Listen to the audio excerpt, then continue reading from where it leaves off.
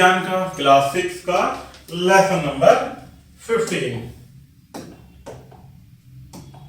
तो आइएगा प्यारे बच्चों शुरू करते हैं, जिसका नाम है मौर्य एवं शुंगों के बाद उत्तर भारत। तो मौर्य एवं शुंग वंश के बाद जो हमारा उत्तर भारत था, उसके बाद की क्या कहानी रही, आइए इस लेसन के माध्यम से पढ़ते हैं। तो देखिएगा, मौर्यों को अपदस्थ करके शुंग वंश ने मगध पर 73 ईसा पूर्व तक राज्य किया।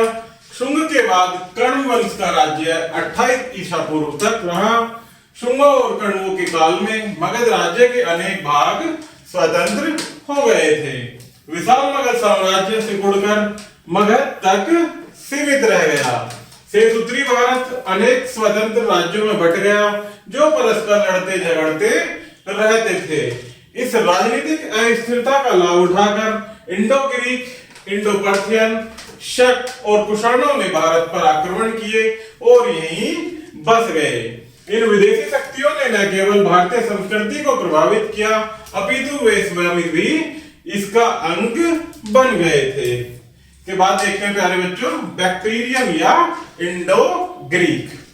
सिकंदर ने जब 325 ईसा पूर्व में भारत छोड़ा, तब उसने अपने विजित प्रदेशों में अपने यूनानी गवर्नर नियुक्त किए।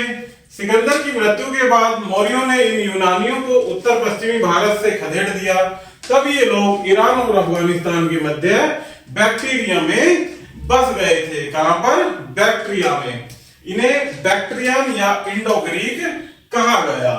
मिनांडर एक प्रसिद्ध इंडो ग्रीक शासक था, जिसने यमुना नदी तक अपने राज्य का विस्तार कर लिया था। उसने वर्तमान सियालकोट, जो कि वर्तमान में पाकिस्तान में है, में अपनी राजधानी स्थापित की थी। बौद्ध ग्रंथों में उसे मिलिंद कहा गया है। मिलिंद पन्हो नामक पुस्तक में उसके विषय में विस्तृत जानकारी मिलती है। इसके बाद देखते हैं प्यारे बच्चों कि मिनांडर का साम्राज्य पंजाब, कश्मीर, गंधार, उत्तर पश्चिमी भारत, सिंध तथा पश्चिमी उत्तर प्रदेश एवं राजस्थान के कुछ भागों तक विस्तृत था। उसने बौद्ध धर्म को अपना लिया। एक अन्य इंडो ग्रीक शासक हेलियोडोरस ने वैष्णव धर्म अपनाया तथा बेस नगर में गरुड़ स्तंभ का निर्माण कराया। किसका? गरुड़ स्तंभ का। भारतीय साहित्य में यूनानियों को यवन कहा गया। क्या कहा गया? यूनानियों को यवन। उनकी संस्कृति बहुत उच्च कोटि की थी। उन्होंने भारतीय समाज को भी अनेक प्रकार से प्रभावित किया। वे खगोल मूर्ति कला तथा सिक्का ढालने की कला में निपुण थे। वे गंधार कला के भी जनक थे। यूनानी नाटकों का भी भारतीय नाटकों पर बहुत प्रभाव पड़ा। कुछ इंडो ग्रीक शासक विष्णु की पूजा करते थे। इस प्रकार यूनानी और भारतीयों के मध्य ज्ञान एवं विचारों का आदान प्रदान हुआ। इसके बाद देखते हैं प्यारे बच्चों, शक। ईसा पूर्व द्वितीय शताब्दी में बैक्ट्रिया, जो बाल्क पर शासकों ने अधिकार कर लिया था।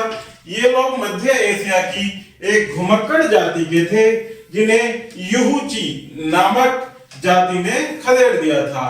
शक लोग बोलन के दर्रे से होकर भारत में प्रविष्ट हुए। उन्होंने इंडो ग्रीक साम्राज्य के विस्तृत क्षेत्र पर अधिकार कर लिया। कालांतर में वे तक्षशिला, मथुरा, वाराणसी तथा उज्जैन में बस गए। उज्जैन का राजा रुद्रनमन, जो कि 130 से 150 ईस्वी तक था, उसके सबसे शक्तिशाली शक शासक हुआ, जिसने महाक्षत्रप की उपाधि ग्रहण की। शासक जो थे, शक शासक, वो स्वयं को क्षत्रप कहते थे। रुद्रदमन ने काठियावाड़, जो कि गुजरात में है, की सुदर्शन झील की मरम्मत कराई, जिसका निर्माण चंद्रगुप्त मौर्य ने कराया था। पहलव या इंडो पार्थियन के बारे में पढ़ते हैं।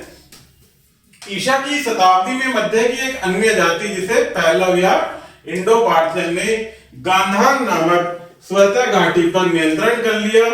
पहलवों का शासनकाल बहुत ही संक्षिप्त हो गया, अर्थात बड़ा हो गया। गोंडोफार्स ने सबसे महान इंडो पार्थियन, जो कि पहलव शासक हुआ, जिसकी सत्ता दक्षिणी अफगानिस्तान, पेशावर, पूर्वी गांधार तथा निचली सिंधु घाटी तक विस्तृत थी। कालांतर में कुषाणों ने पहलवों को अपदस्थ कर दिया था। इसके बाद देखते हैं प्यारे बच्चों, कुषाण। शकों की भांति कुषाण भी मध्य एशिया की एक घुमक्कड़ जाति थी। यह चीनी तुर्कस्तान की युहुची नामक जाति की एक शाखा थी। उन्होंने अफगानिस्तान में पहलवों को खदेड़कर अपनी सत्ता स्थापित की। क्रमशः उन्होंने कश्मीर पर नियंत्रण कर लिया। फिर वे सिंधु नदी को पार करके तक्षशिला और पंजाब में बस गए। उजला कफडिस तथा उसका पुत्र वीमा कफडिस प्रसिद्ध कुषाण शासक था।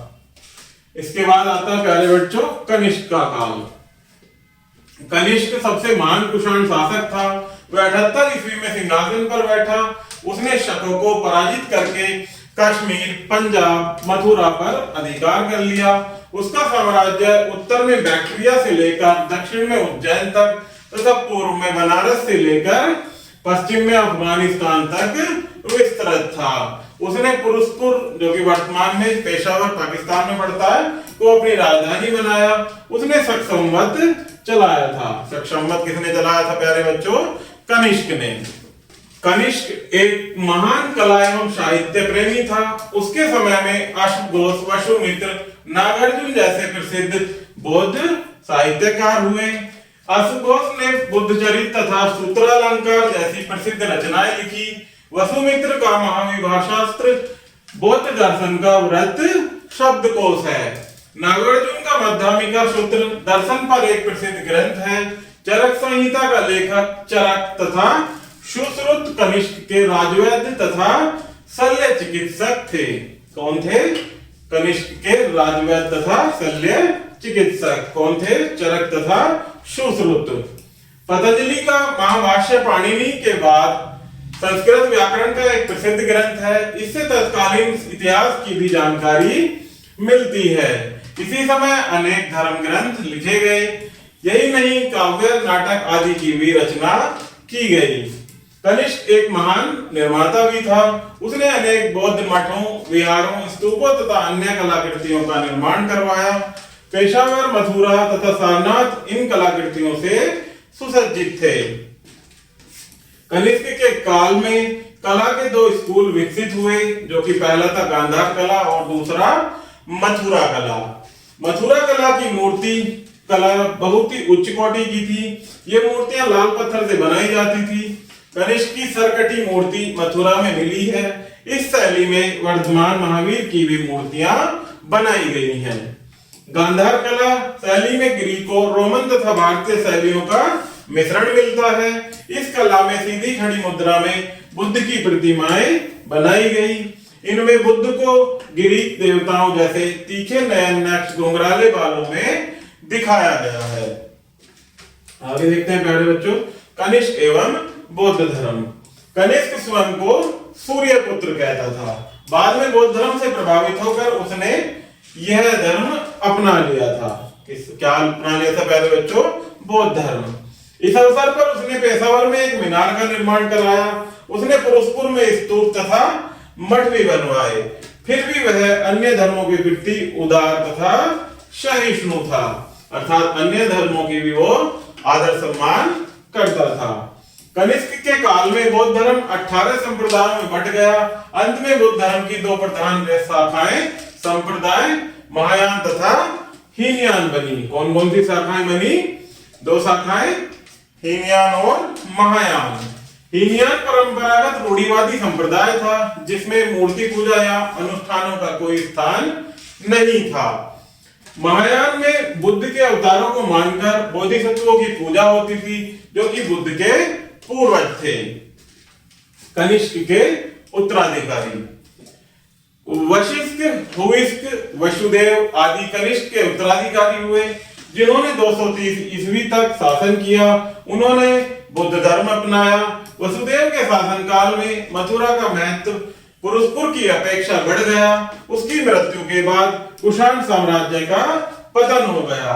वह उत्तर पश्चिमी भारत तक सीमित रह गया। इसके बाद प्यारे बच्चों इसमें कुछ मुख्य बिंदु दिए गए हैं, जिन्हें हम 1 बाय 1 पढ़ेंगे। जिसमें पहला पॉइंट है कि मौर्यों के बाद 73 ईसा पूर्व तक सुंगों ने मगध पर शासन किया।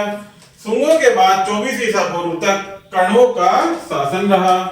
सिकंदर की मृत्यु के बाद मौर्यों ने यूनानियों को भारत से खदेड़ दिया। तब वे लोग बैक्ट्रिया में बस गए। उन्हें इंडो ग्रीक या बैक्ट्रियन ग्रीक कहा गया।